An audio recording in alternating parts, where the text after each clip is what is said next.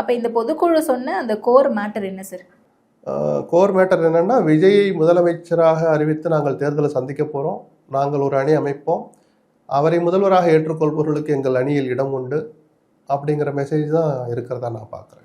Political message அதுதானே. அல்லது இவ்வளோ நாளாக எங்களை எதிர்பார்த்து ஏமாந்து நேரடியாகவும் மறைமுகமாக தூது விட்டவர்களுக்கு ஒரு செய்தி, அதுக்கெல்லாம் முற்றுப்புள்ளி வச்சுட்டு நீங்கள் உங்கள் வேலையை பாருங்கள், நாங்கள் எங்கள் வேலையை பார்க்குறோங்கிற மெசேஜும் அதில் ஒளிஞ்சிருக்கு. ஓகே, கட்சி நிர்வாகிகள் தொண்டர்களுக்குமே இதில் ஒரு ஹாப்பனிங்காக நடக்கணும் அப்படின்றதுக்கான ஒரு மெசேஜ் இல்லை. அவங்க ஒரு தாவேக்கா தொண்டர் பார்வையிலேருந்து பார்த்தோன்னா, பரவாயில்ல விஜய் முடங்கிட்டாருன்னு என்னோட பத்திரிகையில் பேசிகிட்டு இருந்தாங்களே, தலைவர் வந்துட்டாரு, அதே வேகத்தோட பேசுறாரு, அதே உற்சாகத்தோட திமுக எதிர்த்து பேசுறாருன்னு ஒரு நம்பிக்கையோட கலைஞ்சு போயிருப்பாங்க. அதை தக்க வச்சு ஒரு ஆரோக்கியமான அரசியலை விஜய் நடத்தணும்னு தான் நானும் தொடர்ந்து சொல்றேன். விஜயை முடக்கணும்னு யாரும் நினைச்சீங்கன்னா ஜனநாயக விரோதம் மட்டுமல்ல, மக்களும் ரசிக்க மாட்டாங்க, முட்டாள்தனமான விஷயம் அது.